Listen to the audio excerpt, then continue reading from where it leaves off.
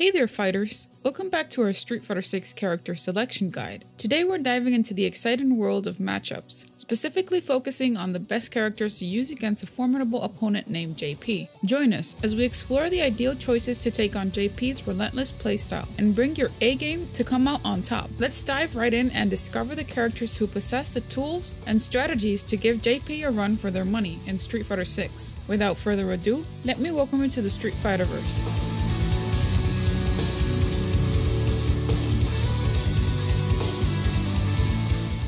Fighting styles encompass a wide spectrum, accommodating techniques suitable for close-quarter combats, long-range engagements utilizing projectiles, as well as defensive counter strategies. Among those well-versed in the realm of fighting games, it is widely acknowledged that JP excels in long-range encounters. However, it should not go unnoticed that there exists a multitude of classic fighters, including the newly introduced ones from Street Fighter V, who possess the capabilities to present a formidable challenge to both CPU opponents and players opting for JP. First on our list is Cammy White. Cammy, with a versatile arsenal, effectively covers a wide array of combat scenarios, be it long-range engagements, close-quarters encounters, or exerting intense pressure on opponents. Her capabilities prove particularly advantageous when facing off against opponents like JP. When confronted with a barrage of projectiles or subjected to relentless pressure from a distance, Cammy can strategically employ attacks such as the Spiral Arrow or unleash her powerful super art to counter and regain control of the match. At close range, her ability to seamlessly chain together multiple combos in rapid succession often catches adversaries off guard, leaving them with limited time to react, even if they attempt a throw. It is worth noting that Cammy does have weaknesses, primarily her vulnerability after executing special or basic attacks. However, if players manage to successfully land these attacks against zoning-oriented opponents like JP, it opens up opportunities for multiple victories.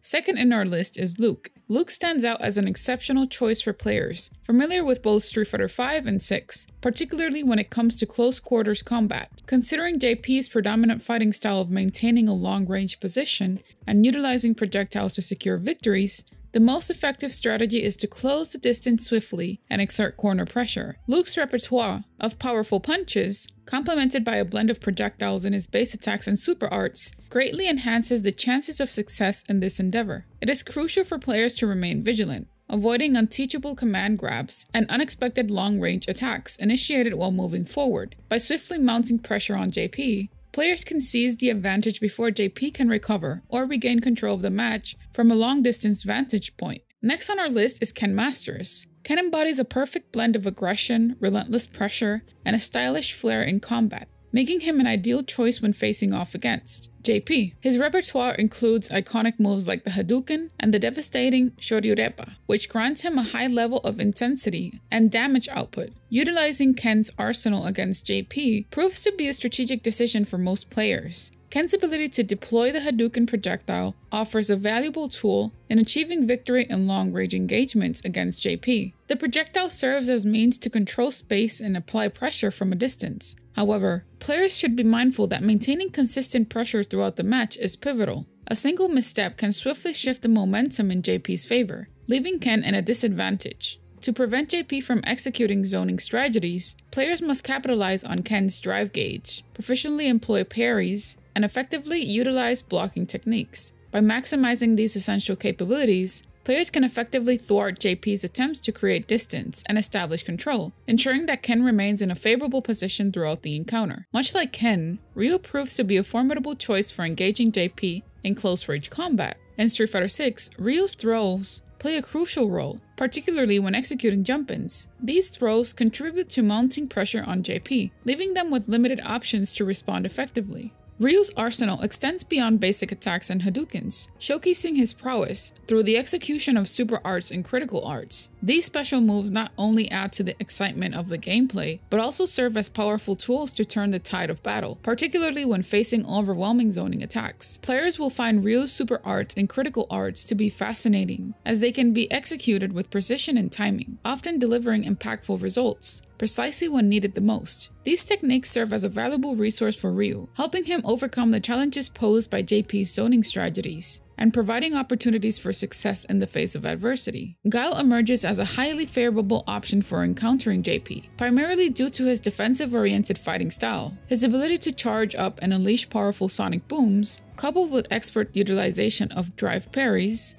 allows Guile to maintain distance from opponents, making him an excellent choice to fend off JP's zoning strategies. JP players who typically focus on maximizing damage output and zoning must now contend with Guile's projectiles, while also being aware of potential jump and throws. While the emphasis against JP often leans towards an offensive approach, exploiting their vulnerability in close range, Guile presents a unique advantage with his versatility, even in such situations. Alongside his exceptional defensive capabilities, Guile offers a variety of options at close range, particularly when confronting JP. Striking a balance between mid to close range distances becomes a paramount for Guile's players, enabling them to unleash a mix of special attacks alongside sonic booms, effectively keeping JP under constant pressure. In the midst of this engaging combat style, the battle revolves around projectiles and maintaining a steadfast defense. Guile players who effectively manage these elements are highly likely to emerge victorious in their encounters against JP. JP, the seasoned yet robust contender of Street Fighter VI. With a distinguished age and a powerful physique, JP commands attention on the battleground. Sporting his signature attire, JP dons a striking ensemble featuring vibrant orange dress pants and a matching vest. Completing the look is a frilled short-sleeved shirt adorned with a captivating blue gem at its heart. Inspired by its depiction in the Sherlock Holmes stories, the concept of a Baritsu fighter emerged, albeit mistakenly referred to as Baritsu within the narratives. Drawing inspiration from the dramatic adaptations of the Holmes adventures, the creative team behind Street Fighter VI envisioned a character who skillfully wielded a cane as their primary weapon. JP remains shrouded in mystery, with little known about their true identity and their involvement with the enigmatic Amnesia organization. Unveiling a web of connections, it is revealed that JP shares a peculiar bond with the late leader of Shadaloo and Bison. Operating under various aliases, JP assumes the role of a cunning businessman, adopting names like Johann Petrovich, a Russian persona, Jean-Philippe, a French disguise, always accompanied by the enigmatic JP acronym. With a knack for orchestrating chaos, JP maneuvers through different organizations and spearheads infrastructure projects across various countries. So you're probably wondering, what is the Amnesia organization? Well, within the gripping narrative of Street Fighter VI,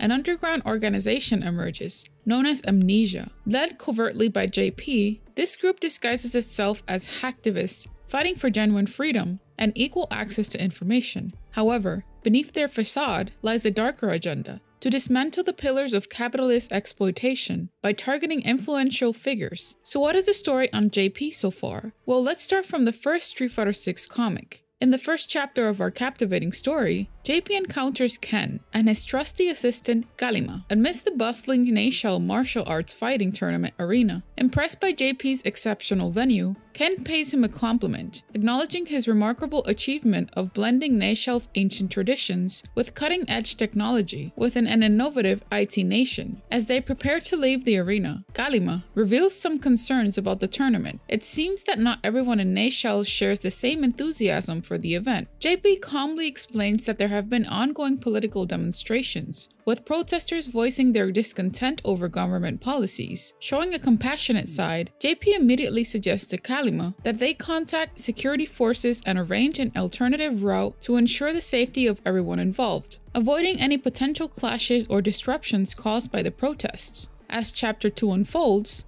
JP grows increasingly concerned about the unexplained absence of Ken Masters, a close companion. Determined to forge ahead, JP confirms with Kalima, seeking information about Ken's whereabouts. Despite the uncertainty, JP decides to proceed with the scheduled press conference, understanding that they can reach out to the security forces afterward to investigate Ken's mysterious disappearance. Amidst the eager anticipation of the press conference, an unexpected disruption takes place. A collective gasp fills the room as a group of hacktivists going by the name Amnesia skillfully intercepts the transmission, shocking the entire audience, including JP. The message implicates Ken Masters as having connections to a terrorist network, causing disbelief and confusion to ripple through the crowd. Amidst the chaos and growing tension, JP's attention is drawn to Kalima and another individual who subtly makes their way out of the arena. This observation raises questions on JP's mind, adding to the already bewildering turn of events. Chapter 3 unravels with JP addressing Luke and their colleagues, acknowledging Ken's continued absence. Despite the uncertainty surrounding Ken's whereabouts, JP emphasizes that safeguarding the people of Nashel remains their utmost priority. JP admits uncertainty regarding the veracity of the information leaked by Amnesia, recognizing its potential to provide a pretext for foreign intervention. To prevent an international crisis, the Nashel government will issue 2 statements, confirming the tournament will proceed the following day and implicating Ken Masters in association with the terrorist group. Luke steps forward, offering to assemble a team of 3 to locate and retrieve Ken. However, concerns lingers in Luke's expression as the weight of the situation settles upon them. Later, JP encounters Ken and discloses the elaborate scheme devised to incriminate the renowned champion. Revealing in the moment, JP reveals the kidnapping of Ken's son, Mel. Returning Ken's phone, JP presents a cruel ultimatum. If Ken triggers the modified drones, Mel will be sparred, although innocent lives may be lost. Refusing cooperation, Ken learns of the drone poised beneath Mel's chair, ready to detonate if Ken resists. In a poignant speech, JP expounds upon the fallacy of worshipping nationalism, wealth, and human bonds throughout history. Their words echo the nation that even the most cherished beliefs can transform neighbors into enemies. JP challenges the validity of love as a mere fabrication that both saves and damns people, and questions the very nature of goodness as a construct that can bring about destruction. Firmly convinced of the righteousness of their cause, JP asserts that they will justify their own narrative. After that, he leaves and tells Ken that he hopes that he'll make the right choice. Chapter 4 unfolds as JP arrives early at Mount Vashal and engages in a conversation with an officer regarding the tournament. Later, JP discovers the disappointing news that Mel Masters has managed to escape, leaving the VIP seat reserved for him unoccupied. Undeterred, JP proceeds to address the audience at the arena, highlighting the legendary kingdom of Nashal's rich history and the growing global recognition of its ancient traditions. Declaring the tournament officially open, JP announces an exhibition match as the first event. A confrontation between Ken and JP ensues, with Luke attempting to intervene. JP mocks Ken, expressing his disappointment, while insinuating that Mel is in their custody. Ken's anger intensifies, leading to a tense exchange. In a surprising turn of events, Kalima confronts JP, holding him responsible for the disruption of Nashal's sacred traditions and ceremonies. In a desperate attempt to stop JP, Kalima brandishes a dagger, but JP swiftly disarms her and fatally wounds her. JP reveals his grand plan to ensure Nashal's profitability, using a falling champion-turned-terrorist pitted against a young peacekeeping agent as the pivotal wager. With a chilling certainty, JP proclaims that Nashal's existence hinges on the exploitation of history, tradition, culture, and sacred ceremonies as mere content, until they lose their allure in the eyes of the world. He warns Kalima that deviating from this path would lead to dire consequences, bringing an end to everything they have worked for. Often termed as an evil, negative, or psychotic energy, psychopower is most notably exploited by its best-known user, the leader of the Shadowloo organization, M. Bison. Psychopower has been described as the dark side of the soul power, a power demonstrated by Rose. According to M. Bison, psychopower feeds off the fear, anger, and the hatred of others. This energy can also affect the skin, body color, eyes, and hair of people, as shown in the case of Violent Ken and Bison. Psychopower is not an inherently evil power, but rather an alternate form of surpassing one's limits, much like soul power and the Satsui no Hado, and that labeling it as one makes it difficult to fully suppress its negative influence. This is demonstrated by Ed and Falk, who use psychopower for the sake of helping others. In the Street Fighter II complete file, it states that nothing is known about the history of psychopower and the users before the time of Shadowloo, including how M. Bison obtained the secrets of soul power's negative aspects, except that it is amplified by negative emotions such as hatred,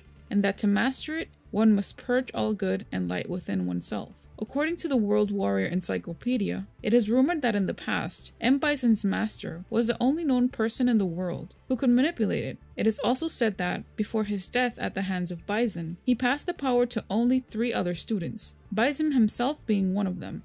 Could JP be one of his other 3 students? Through its use, users like M. Bison had gained a considerable amount of strength, expelling all remorse, compassion, and humanity from his soul. In addition to being used in several of his moves in the series, this energy also grants him the ability to be intangible, flight, float, teleport, use telekinesis, soul manipulation, even though they can only possess another user's body if they are exposed to psycho power, and control of the minds of other beings, as seen with the dolls and other Street Fighter characters. He can also feel energy scourges, regenerate via the Psycho Drive, and create a wormhole for traveling, as seen during Guile's rival battle with him in the arcade mode of Super Street Fighter 4. Could this wormhole have the ability to employ time travel as well, taking into consideration the sudden appearance of a villain like JP? However, Psycho Power can exceed the limits of his body. For example, this force is so strong that it needs a proper vessel in order to maximize its full-blown potential. Furthermore, the Black Moons used in Fang's Operation Chains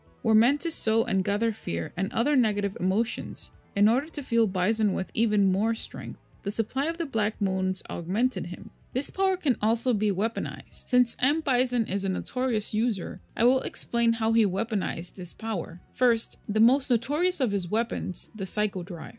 Contrary to popular belief, the Psycho Drive is not the main energy source of M. Bison. He uses it to channel and store negative energy. The energy can be used to charge his Psycho Power, or as a weapon. However, the continued use of the Psycho Drive is the reason for the deterioration of his body, which is damaging his physical and mental health quickly, while using absurd amounts of energy. Through the combined use of the Psycho Drive with the satellite Shadowloo has on Earth's orbit, it is possible for Shadowloo to shoot beams of psychic energy from anywhere in the world, and to amplify it through a magnifying glass on the satellite giant. This beam of energy is directed from the Psycho Drive to the satellite by way of one of the statues in Sagat's stage, which is revealed to be mechanical in nature. The destructive power achieved by the reflection of a mental ray on an entire city could destroy it altogether, and this is an asset that M. Bison is waiting for the right time to use. The machine also grants M. Bison a sort of invincibility. Whenever he is defeated, he retreats to the Psycho Drive to regenerate himself. In addition, it can be used for the purpose of brainwashing people. In Street Fighter 2V, the Crystal Idol seems to be energized by Psycho Power and has a telepathic link to Bison's mind, as it is able to call out to him, allowing him to travel into a self-contained dimension, where every power that has existed beyond space-time is contained, such as his own power and Ryu's as well. The new villain of the series in this trailer has demonstrated how he uses it. Using Departure, he creates a void of power in the air that he can turn into thorns or teleport to. He can also send out clones from across the screen with Dorbalang or Embrace. In his level 3 super art, he sends powerful energy flowing through the veins of his opponent, causing them to explode at the core. So what do you like about Psycho Power? Let us know in the comment section down below. Don't forget to subscribe and hit that notification bell to stay up to date on new theories and info. Thank you for watching. This has been your Street Fighter host. Welcome to the center stage. Our new Discord server. There you can talk with us, chat about current events going on in Street Fighter, information, theories, and lore. We'll leave the link in the description box below. We want to thank everyone for tuning in and becoming part of this Street Fighter community. We want to thank you for your positive comments towards our channel, because it only habilitates us to grow even more. From the Street Fighterverse crew, we thank you.